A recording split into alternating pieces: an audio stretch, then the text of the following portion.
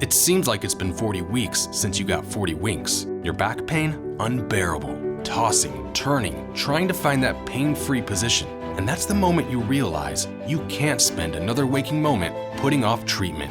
The Joint and Spine Center is Cincinnati's leading destination for spine care, with a ton of surgical and non-surgical treatments for back pain. So when a moment has the power to change the rest of your life, go to the one place with the power to change it for the better, the Christ Hospital Health Network. This changes everything. The Pound This Podcast is brought to you by the Christ Hospital Health Network. This is the Pound This Podcast, episode 642, Shay's Weight Loss Journey Weekly Updates. I want to lose weight, but I don't know how to get started. What should I meal prep every week? How do I get those sweet booty gains? Inspiration for your healthy lifestyle. The Pound This Podcast with Amanda Valentine.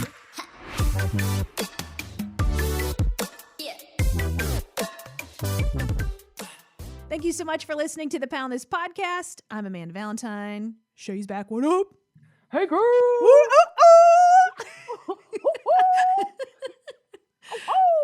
How you doing? You know, I'm good. That's good. The sun is shining. It's warm outside. We're feeling good. Oh my gosh. Yesterday at work, I had like a 30-minute break. I literally went outside and laid out on our picnic table. Nice. And I just like soaked up the sun. I was like, I'm a new human. You're like, I'm just out here for the D, soaking up that vitamin D. Yeah, all those guys that work out there at Five Guys were like, what the fuck is this chick doing? Oh my God, how dangerous that you work right next to a Five Guys. I never even thought about that. No, it's really, you see the people at work that work there, what they're doing outside, and you're good not eating it. I've only had I've never like fully eaten at a Five Guys, but I've had somebody that like shared their fries with me before. So that's like my experience of Five Guys. And I just know it was like super hyped for a while. And so, but I felt like it was probably not my best decision to eat there and then fall in love with it. I feel like the same way with Chick-Fil-A. Like the only time I've eaten Chick-Fil-A was when it was free. I was waiting in line a million years ago for an iPhone, and it was a work thing. And then they handed out chicken sandwiches for free to everybody. And that's my experience with that. Although I've seen lots of Chick-fil-A TikToks. It also just feels like my best judgment to just avoid than try it and be like, Yeah, I worked at Chick-fil-A. Homegirl got a free meal at every shift. Gained a little bit of weight. Yeah, that makes sense. Yeah. What was it like working at Chick-fil-A? Hell. I mean, that's any food service. I will raise my hand in that one too. Yeah, but I was in high school. Well, didn't you work at Hothead too? Dude, yeah. That Hothead was my first like real job. And I worked at Chick-fil-A. I worked at two different coffee shops. Worked at an old folks home, good stuff. Quite the resume there. Yeah, I'm not putting any of that on my resume. Yeah, I'm not putting all my Subway experience. No, I'm like, it's not applicable to hair. So, Although, I mean, being able to customer service. I mean, there's that. And for me to like be able to like make a good sub sandwich. I was just talking to Leah from 360 about this. That we both worked at Subway like so far back in the day that we know how to cut the bread the old way. So I was there for the transition from cutting the bread the old way to the new way, which I think the new way is totally the new way, like new as of like the beginning of the 2000s. So it's like not really new. Oh my God. The next time I go to Subway, I'm going to be like, can you cut my bread the old way? They will have no idea what you're talking about. I know. But I was there when it was back in my day. Subway was just white and wheat bread and just mustard and mayonnaise. Stop. Now you can get that vinegar and oil. But by the time I left, they had a toaster oven and tortillas. Oh my God. When I started at Subway, Jared just became a thing. That was before we knew he was a predator. Oh my God. P.S. You can still gain tons of weight by working at Subway. It is not. Now they have pizzas. Nuh-uh. Yes, I literally went to Subway last week, got a freaking sandwich, and they have literal like personal pizzas now. interesting. I mean, dude. So you could gain some weight at Subway. Yeah, I mean, I just ate so much crap because I worked at Subway. I started at Subway when I was 15. I worked at Subway through high school, college in my hometown, and then my first several full-time radio jobs. I would work there. I would do the morning show, and then because I made so little in radio, that I would go work at Subway in the afternoon, also to get a free meal, and then to get whatever stupid minimum wage I was getting. But then I would make I remember in particular, again, I'm aging myself here. When I did my first morning show, I would come home or from Subway, I'd go to Subway, make the unhealthiest salad on earth. But in my head, I'm like, it's a salad. I mean, there's some green stuff in here. I would never eat spinach, but I mean, handfuls of the bacon bits, chicken, ranch, just everything piled on it. And then I would come home and watch American Idol and eat this yes, girl, massive, just calorie bomb salad that there's no way I didn't gain weight from just eating. But I'm like, salad. It's a salad. I'm being so healthy, you guys. Oh, that's like when you go to a restaurant and you're like, I'm going to get a salad. And then you look at how many calories are in it and you're like, there's 2,000 calories in this salad. Yeah, that's where I'm like, I'm just going to get a bacon cheeseburger because it's the same. Literally. At that point. Yeah, salads are so freaking dangerous because when salads are super tasty, that's because they has a bunch of crap piled on it that it is not healthy for you. I mean, it is, but if you did but not when it's candied walnuts where you're like, oh, well, walnuts are healthy, omega-3s. And then you're like, yeah, but it's dipped in sugar and baked. And then there's handfuls of cheese and then the dressing and whatever else, craisins and all that other crap that they put on salads that's delicious, but also incredibly dangerous. Yeah, I don't know where I'm going with this conversation. It's supposed to taste like grass. No. Yeah. I have a weird relationship with salads. I don't really do them too often. Do you eat a lot of salads? I go through phases. I'm kind of like that with everything though. I'll eat something for a week and then I never want to eat it again. So it makes it really hard for me to like this week I was like, what the hell do I want to eat this week? Because I just feel like I'm in a rut. I don't feel like I have an appetite right now, which is good in a way, but it also makes it really hard to decide what I want to eat for the week. Mm-hmm. So yeah, it's I eat the same thing and then I wear myself out and I can't eat it for a couple weeks. So I'll do that too. I mean, even though I do tend to eat the same thing for weeks in a row, if I go too ham on something, I'll feel that I don't get in this as bad as I used to with chicken though. I would eat so much chicken that I'm like, if I eat chicken again, I'm going to throw up just thinking of the texture of it. Yeah. So I try to regulate that now. So I get that in that place. Same thing with salads. I ate so many salads with just vinegar on it. Ew. Because I was so spooked out about dressing for a while. I mean, this is what sucks because this is this is when I was yo-yo dieting. So this goes back over a decade ago. That I was doing that so much that it's triggered me even now where I'm I think of salads like that and I'm like, ugh.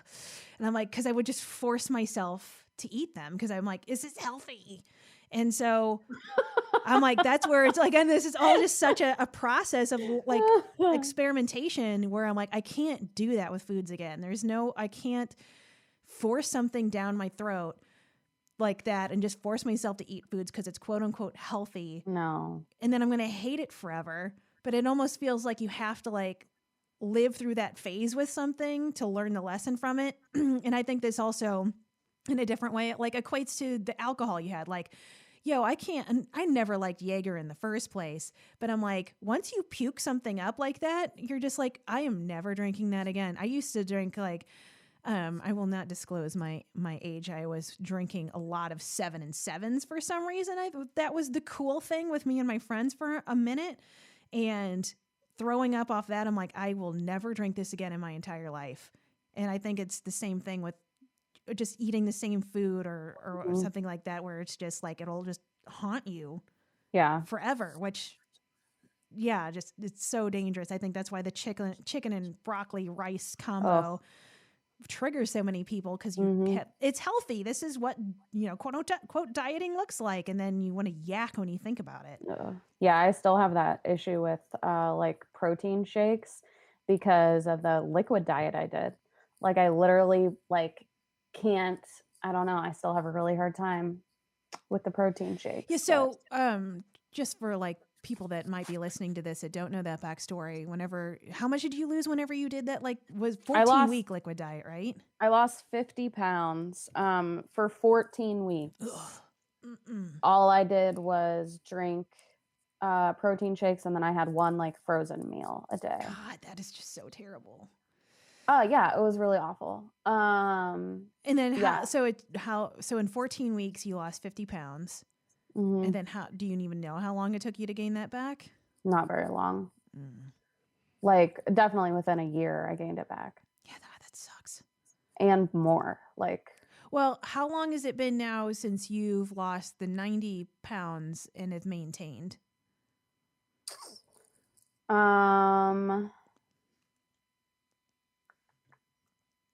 guess probably I've been just maintaining for almost a year now. Because once the pandemic hit, that's kind of like what I've just been rolling with. Yeah. So, and that was about a year ago. So, and then when did you start losing weight, and how long did that take you? It was 2 years this past Thanksgiving. So, okay. Yeah. The 90 pounds, I think, took me like maybe not quite a year and a half. Oh, so, yeah. That's awesome. And I know we've had this discussion before, but to like maintain and what a dumpster fire year that we just went through is freaking huge. Like that is so awesome. That's what my therapist tells me all the time. And I'm like, okay. I'm like, whatever you say. Well, you got to feel somewhat good about it, right? There's got to be some space in your head that can be proud of yourself. Yeah, no, I do now. Like, especially because I've never, ever been able to maintain any sort of weight loss. It's always been very up and down. Dude, the maintenance is the freaking hardest part, man. Yeah. It is, but it's been really interesting for me to watch because I did things so differently this go around that it just feels so much easier. Like, I just feel like I genuinely have a different lifestyle than I did before. So, well, yeah, because drinking shakes isn't really a lifestyle. Like, no, dude, you can't do that forever. Oof. Well, and it's like even stuff like moving. Like, I love to be active, and I'd never loved that before. And then even like you were talking about with the salads, like I have found a way to like enjoy the food that I'm eating. And I think that's really important. Yeah, because if you're just trying to eat salad with vinegar, you're not going to do that forever. No. So I don't know, like one of the things I'm going to eat this week is like a burger and some sweet potato fries, my own homemade sweet potato fries. Nice. But you can enjoy some stuff.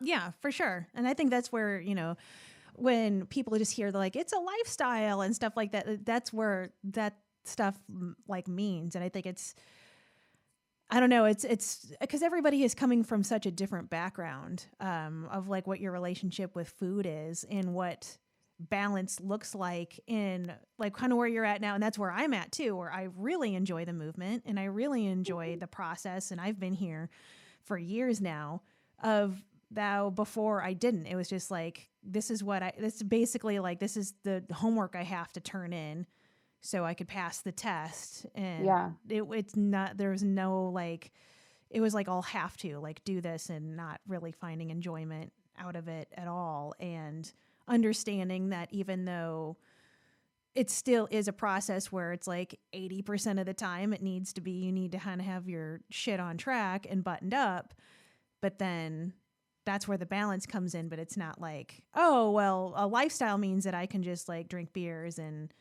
eat like crap every day and that's balance. So it's like, no, you can drink beers and eat like crap like once a week. Right. Well, and then so like the past couple of weeks I've been like regularly asking myself like, what do you want? Because I feel like I have been like so not like the world around me is like on fire all the time. Yeah. And I kind of lost focus of what I want for myself and for my life. And it makes it so much easier. Like if I'm feeling like I want to binge or something, if I can like take a minute and be like, what do you want though? Like a lot of times, like I know that I don't want to feel like crap. I don't want to hate myself. So why would I binge? Mhm. And I've also found out, like when I do ask myself, what do you want? What I've realized the past couple of weeks is a lot of times all I want right now is comfort.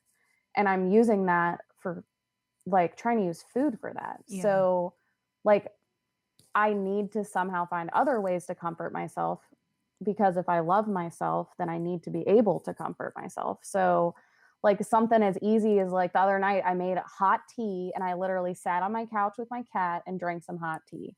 And that helped me way more than binging would have. Yeah, for sure. Dude, that's so Yeah. huge. I mean, can you imagine even yourself being in that place like 2 years ago? No, dude. And it's so cool. Like I just have way more like self-awareness now. Like I was in a really weird mental space for a couple weeks, and the past 2 weeks I felt really good. And it was just the realization that like the reason that I was feeling out of control with food is because I just need so badly to feel comfort right now, Yeah. because life feels uncomfortable. And what do I need to comfort myself? I've used food for so long to do that I genuinely am 27 years old and have no clue how to comfort myself other than eating. Well, So yo, man, I'm 38 and I'm figuring that out too, because Yeah, I dude. totally, I mean, I'm in a such better space now, but like, that's where, for me, going through depression and stuff, going through COVID and just dealing with all that again, like I just really wanted to feel comforted in a world that feels on fire, that Mhm. knowing that for me, the same thing, food will make me feel comfortable. And to, even though I know that, it was like the last year is just like such a trauma response to all of us. It's like, I just want to feel comfortable. I want to like tune this out. I just want to feel good.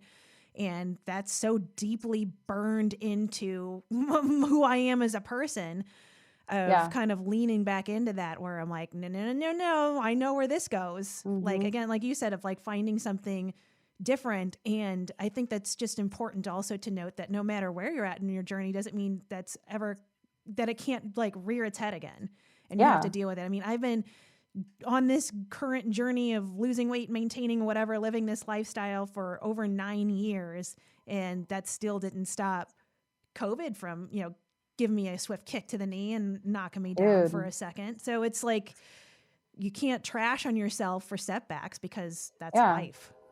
Well, yeah, and that's what I did the whole time I was growing up. Like that's how I comforted myself was, in harmful ways. So it's like now the relationship that I have with myself is like, I really love me, so how can I care for me?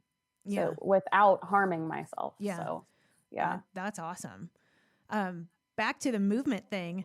How did you feel after our Pilates class last week with Shelly? Every time I have a class with Shelly, my literal ass hurts the next day. Like my whole ass. Yeah, my ass didn't hurt. So, because we went to Pilates last Wednesday, and Shelly taught, which I love I love all of the instructors there, but yeah, like I know Shelly will give me the ass whipping that I liked, where like it hurts so good. It does. I'm like, give me more.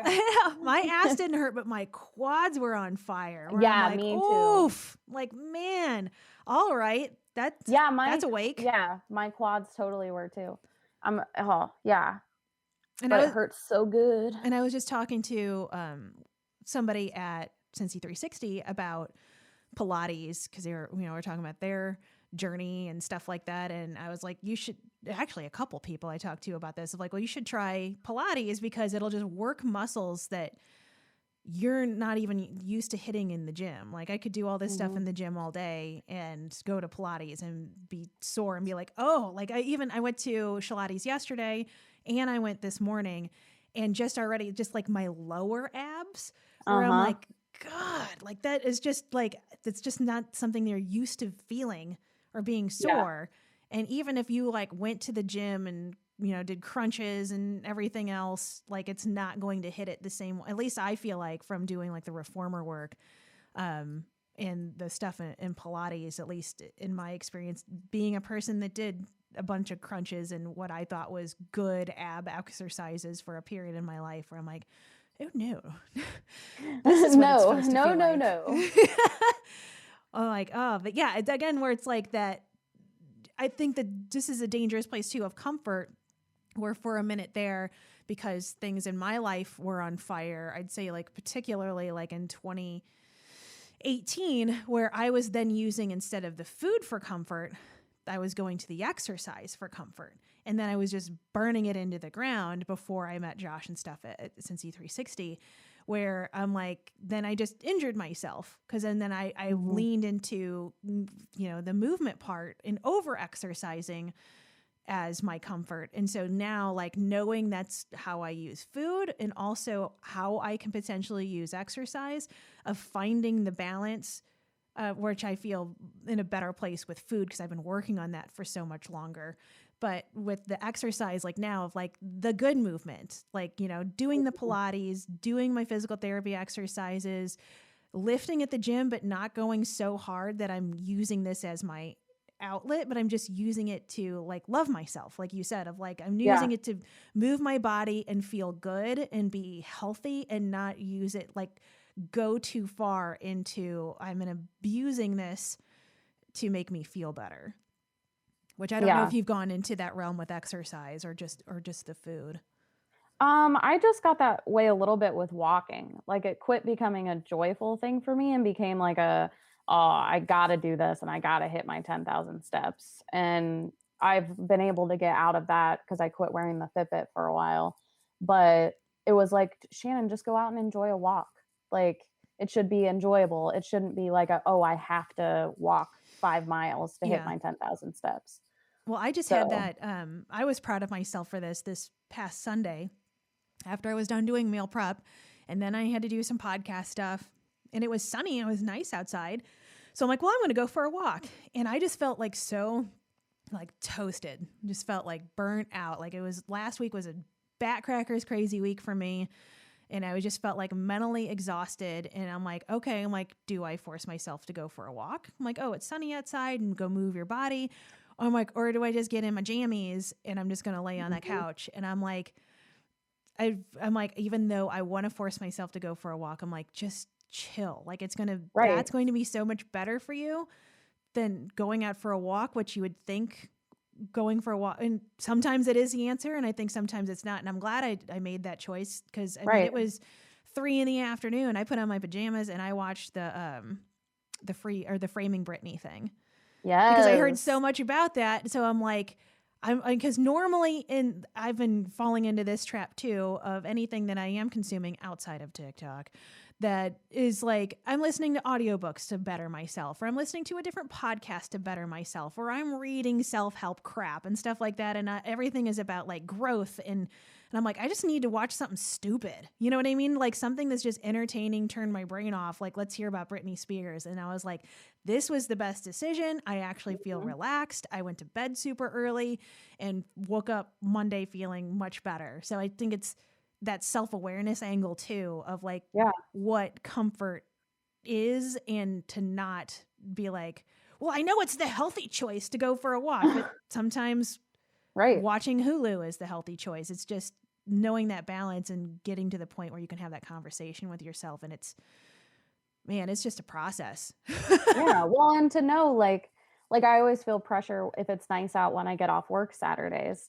I'm exhausted because I work all day Thursday, all day Friday, and most of Saturday. And I feel pressure if it's nice out to like make myself go for a walk. And I've gotten to the point where I'm like, Shannon, you are exhausted. Freaking let yourself just chill on the couch. Like, that's cool. That's what you need right now, is to like allow yourself to just chill. Yeah. Mm-hmm. By the way, I mean, I hope Britney gets out of her conservatorship. Dude. Poor freaking Brittany. Dude, I mean, know. I've been following her on Instagram for so long, and I'm just like, I just want to hold you and rescue you, Brittany. Well, and from watching the whatever, I guess it's technically a documentary, where I'm like, because I mean, I'm like the same age as Britney Spears. So like we were like almost like exactly the same age. So I like grew up with Britney Spears. So I forgot what like those old interviews, because I'm just so used to her being like weird on Instagram and seem like whacked out that like you like forget that I'm like, oh, she's like well spoken and she's super talented and she's just like, you know, got her shit together. And then I'm like, oh yeah, something went wrong. real wrong. Right? And I'm like, oh man, it's like, you know that. But then when you kind of like see the contrast of like what she was like in 2000 versus what she's like now, where you're like, oh yeah, somebody doesn't just go that way without, and yeah, having somebody control your finances and you have control of your medical health. Like, ugh, God, her dad's so gross. I know, it's awful. Dude, and I did not realize that the sister, Jamie Lynn, it's both the parents' first names. Oh, I didn't put that together either. Yeah, Ew. I was like, what? Ew. I did not like this. What is Jamie Lynn Spears doing? Dude, literally, my name would be Kelly Bob.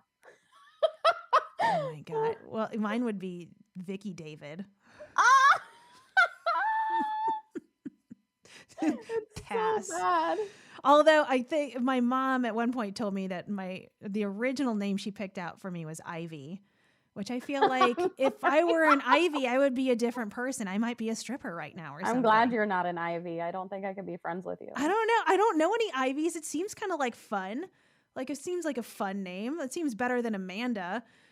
And then I get from the story, I mean, I have to ask her this again because I might be remembering this wrong, but from the way I understood the story that was told to me whenever I was younger was that, yeah, that was the name.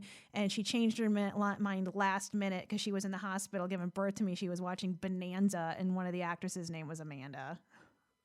Wow. Or it's either like Bonanza or Rawhide or something like that. I think it's Bonanza. You could have been an Ivy. I think your whole life would have been different. For real. I feel like Ivy is like sassy. Yeah, you for sure would have been a stripper. I mean, I guess I could still be. I wish. Dude, somebody would hire me. I just don't know. I just couldn't do the shoes. Be like, can I wear flip-flops? Can I wear no shoes? Yeah, I mean, yeah. I mean, I think the shoes would be the hardest part for me. I could feel like I could figure out the pole work at some point, but I wouldn't feel comfy in those shoes. No. I mean, I've worn heels maybe like twice in my entire life. Yeah. That's why, dude, I appreciate, this is such a weird statement. I appreciate strippers so much. I've been to multiple strip clubs through radio station stuff and everything else where I'm like, and then I'll just, chatted with the girls at these different clubs. I'm like, dude, that is so much hard work with their like the dancing and the pole work. And we've talked about this before too, but I was just like, damn, like that is not an easy feat. To do those pole things. dancing is like no joke. God, I don't know if I have the upper body strength for that. Oh, I don't for sure. That's where I feel, yeah, I don't know. I'm trying to think of like another really physically like job like that. But yeah, I don't know. It is also kind of weird the amount of strip clubs that I've been to. There used to be. I've been to none. And well, I don't even know how you would do it in COVID, but there was which is funny. I can't remember if I told you this story or not. And I know what you got to get going because you got to go to the gym. But like, so Mike, my husband, worked at an alternative radio station for a while, and he had a strip club like bar night that he had to work. And so it was like every Thursday night he like worked for the radio station at this strip club for 2 hours. And they had a wheel of prizes where they would give away porn and toys. And can you imagine Mike doing this every Thursday night? And no, that literally is the funniest thing I've ever heard. Yeah, he hates strip clubs, hates them. Yeah, that's why I won't go to one. And I was doing a morning show, so I didn't go that often because I had to get up so early. But when I did, I would go there and chat with all the girls and like, I would have like so much fun while I was there. Where he's like, this is the most uncomfortable thing ever, but I'm getting paid $200 to stand at a strip club for 2 hours, so I have to be here. Oh my God. Radio I can't even is such a weird picture job. Mike in a strip club. No, he's not. He's unpleasant. I've gone with him like in Vegas, and not fun to be with, where I'm like talking to the girls and having fun and asking questions about waxing and where they bought their shoes. And like, we're just talking and having a good time. And he is just like, there was at one point, because we were there for a bachelor party, and, you know, which again, I'm a chick at a bachelor party. And, that she came over and was talking to him, and he's like, I'm married. And I'm like, to me, it's okay. Like, I'm cool. Like, dude, I love Mike for that. Oh my God. That's amazing. And I'm like, you can come hang out with me. He's just, I don't talk to him, but let's chat. Where'd you get them awesome. shoes? That's the kind of husband I want. Yeah, like, let him know you're married. I know. And that's where, like, but he just knows how. I mean, I had a going away party when I left 98 PXY, the #1 hit music station in Rochester, New York. My going away party was at a strip called Barrel of Dolls when I moved to Denver, and it was amazing. Like, I'm like, oh, this is so much fun. That's just me though. It does not surprise me. Yeah.